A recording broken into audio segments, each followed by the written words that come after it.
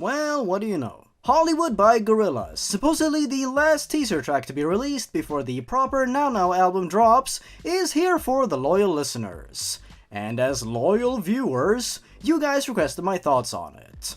Well, how can I resist? Snoop Dogg and Jamie Principle are both back on another track with Gorillaz. What am I waiting for? Let's start talking Hollywood. You know, every track so far has had a very funky and synth-poppy cohesion, with a lot of electronica and 80s inspired sounds, and these singles definitely fit together.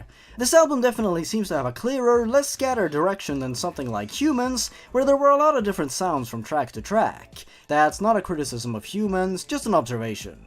I must say that I'm quite a fan of the percussion on this track. It's fast and fluid and has this great sleek feel to it. It complements both the lyrics and the rest of the instrumentation. I also really enjoy the cool bass line as well. There are a lot of small sounds and chimes that really make this track work. The song just slightly reminds me personally of Sex Murder Party from Humans, with the same sort of percussion and the like, but only slightly, mind you. I think at this time I prefer this song. Both tracks build a steady progression and pick up more and more the further they go. It might also be because Jamie Principle is featured on both songs that is contributing to this, along with a choir singing to the instrumental for the outro. I don't know, I might be alone in seeing these similarities. It's so crazy to me, man. It always takes me 2 or 3 listens for me to fully get any Gorillaz track, you know? But they almost always click. Always. It's the same way with this one. 3 listens and that was it. I was bopping along. That's what I call acquired taste. Now that's more or less the thoughts I have on the instrumentation itself. I have a positive outlook on it. What I am more interested in when it comes to this track in particular, however, are the lyrics and the potential message the song is trying to convey. Again, I gotta preface this analysis by saying that this is my own early personal take on it all, and I might be wrong in the long run, who knows. None of this is fact, just personal speculation. In the very first verse, Jamie chimes in and sounds quite confident. He delivers his lyrics in a bit of a cheeky way, asking where all the beautiful, freaky, and geeky people are.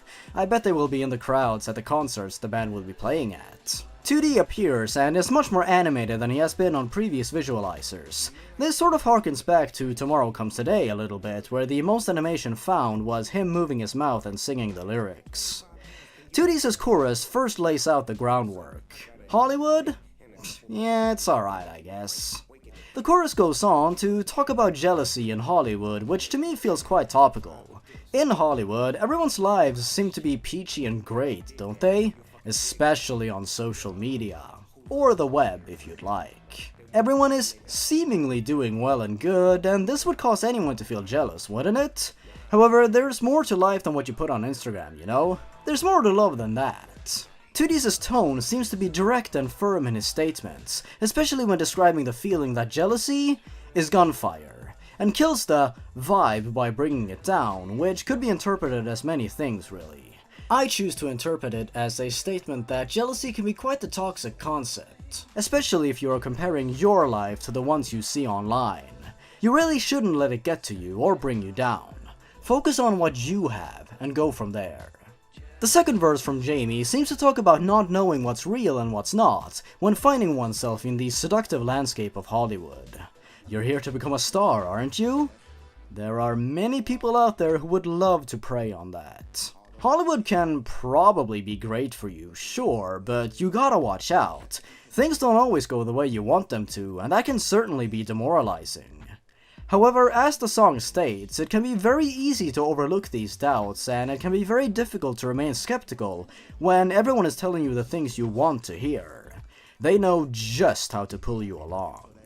Suddenly, Snoop shows up and delivers his verse with his usual smooth flow. His verse is fast-paced and filled with bravado and confidence. He doesn't have time for your bullshit. It seems to me as though Snoop is talking about how there are a lot of people in Hollywood, or places in general, who are there to try and bring him down, put him down, or tie him down, as to not succeed or keep going, to not let him continue achieving his goals. However, Snoop ain't about those bad vibes, and he's not about jealousy, and so he just lets it roll off and not bother him. He's paving his own road and not letting himself fall into easy traps. It's a strong verse, and Snoop delivers. This song to me seems to want to dissect and talk about this myth in Hollywood that it's a dreamscape, a place where all dreams come true and anything is possible. It certainly is an enticing offer, but a very easy trap for the desperate. As we've seen time and time again over the past few months, this perfect and squeaky clean image of Hollywood is slowly being eroded, as people are exposed more and more to the shady underbelly of that society. Knowing Damon Albarn and his strong thoughts on American culture, it would be crazy to assume that this song is only here to hype up how great and amazing Hollywood is. Jamie returns for one last time, talking about how Hollywood knows just what to do to excite him and win him over. It knows all the right things to say.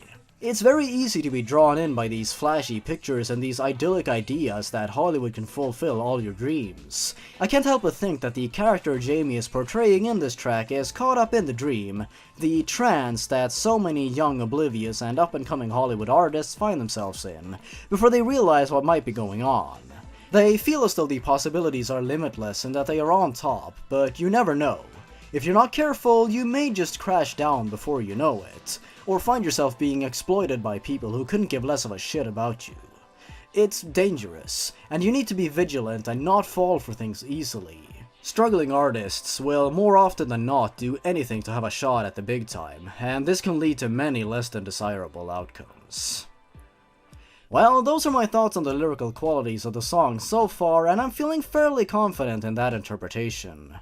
Now that's pretty much all I've got to say so far. I'd like to thank you for sticking around. For those of you who may be wondering where my creepypasta content is at, don't worry, it's coming. I'm hard at work on a big project which will take quite some time, but I hope you're all gonna really enjoy it. I think it's gonna be great. Thanks for watching everyone, stay awesome. Goodbye.